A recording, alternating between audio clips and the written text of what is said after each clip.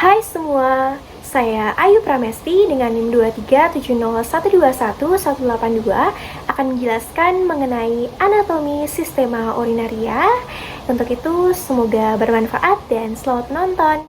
Nah, pertama-tama saya akan menjelaskan secara umum terkait anatomi sistema urinaria, di mana kita mulai dengan ren atau ginjal.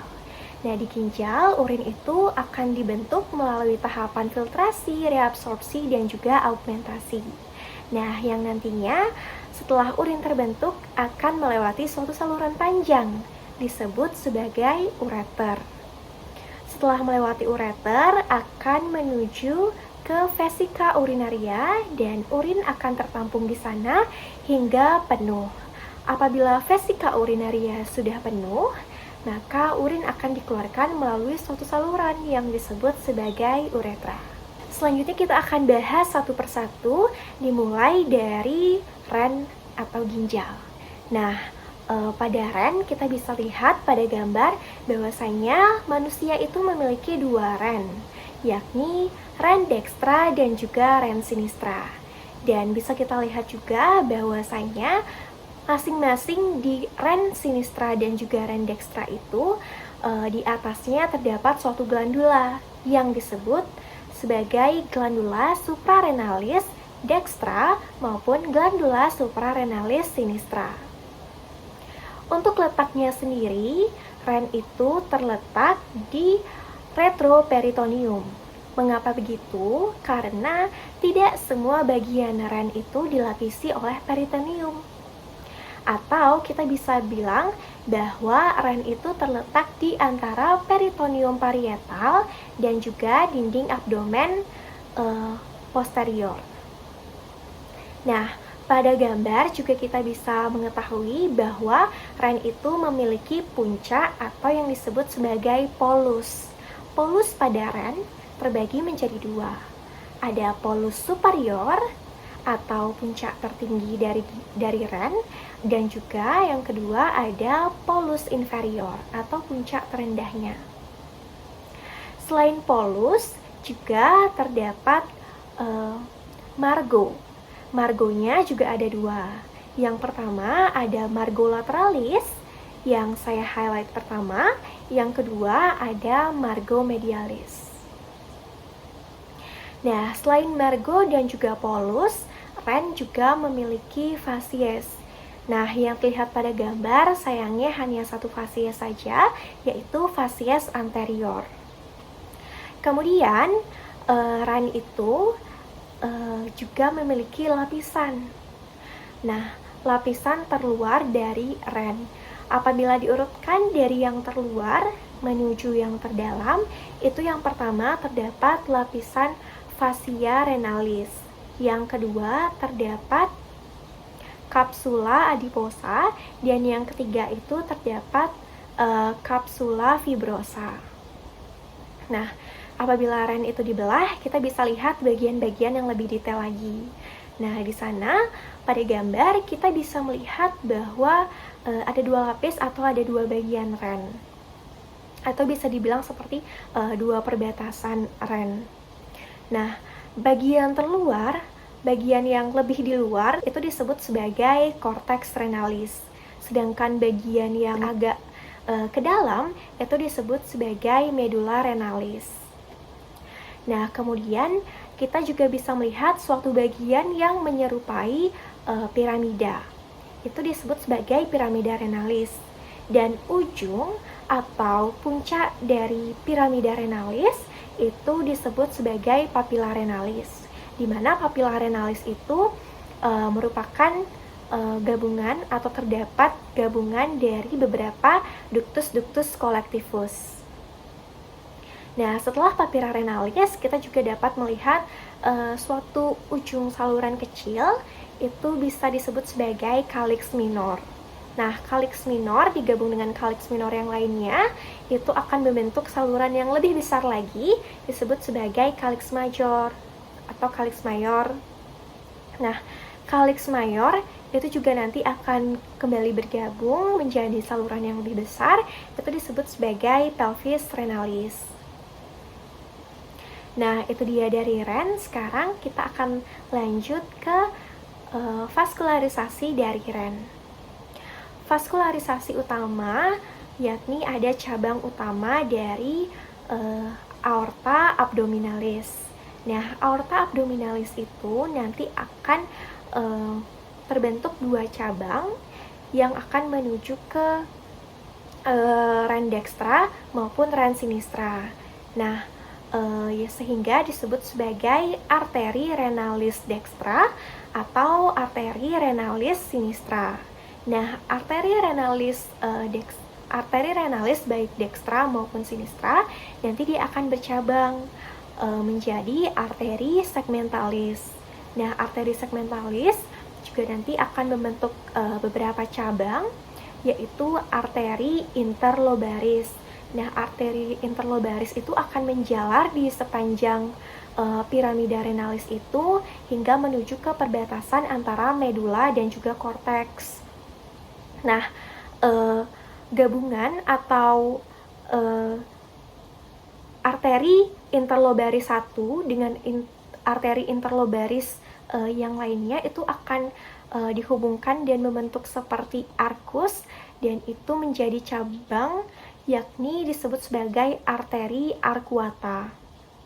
Nah, arteri arcuata dia juga akan membentuk cabang yang disebut sebagai arteri interlobularis.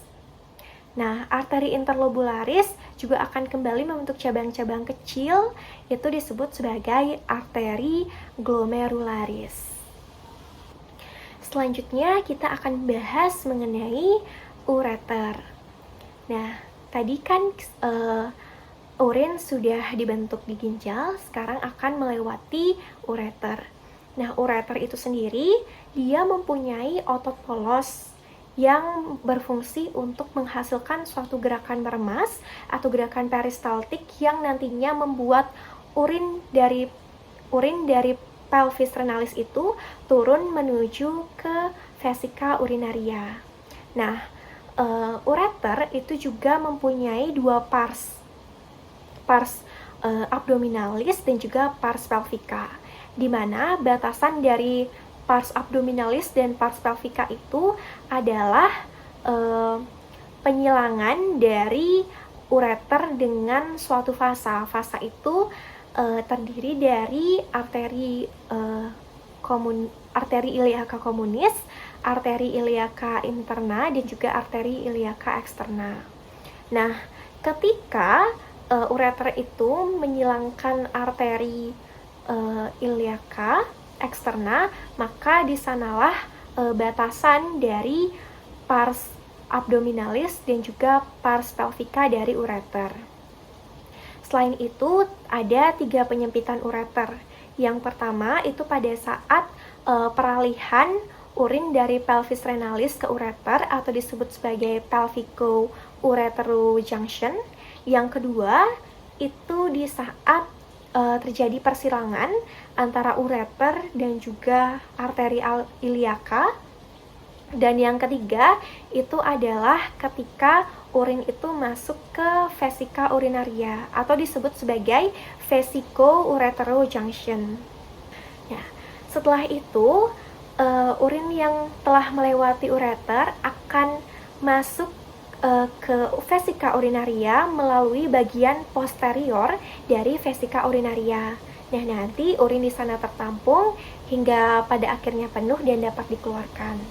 Nah, pada vesika urinaria itu terdapat bagian-bagiannya. Yang pertama, pada bagian anterior itu disebut sebagai apex, bagian posterior itu disebut sebagai basis, kemudian bagian badan samping-sampingnya itu disebut sebagai corpus, dan bagian atasnya itu disebut sebagai fundus. Apabila dibuka, vesika urinaria itu akan nampak lipatan-lipatan yang disebut sebagai rugae. Rugae itu akan nampak atau terlihat ketika vesika urinaria itu belum terisi penuh oleh urin. Sebaliknya, ketika vesika urinaria sudah penuh terisi urin, maka rugae itu tidak akan terlihat.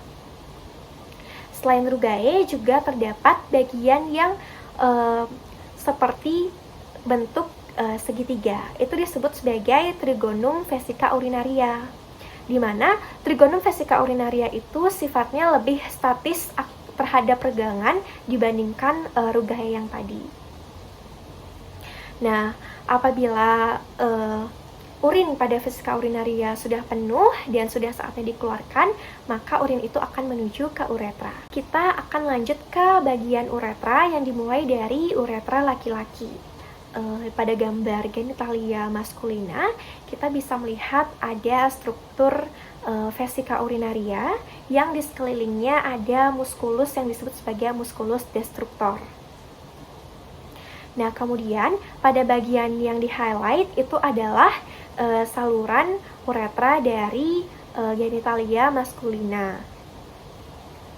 Nah, kemudian saluran uretra dari laki-laki itu terbagi menjadi 4 pars. Yang pertama itu pars preprostatica, yang kedua adalah pars prostatica, yang ketiga adalah pars membranacea, dan yang keempat adalah pars sponggiosa.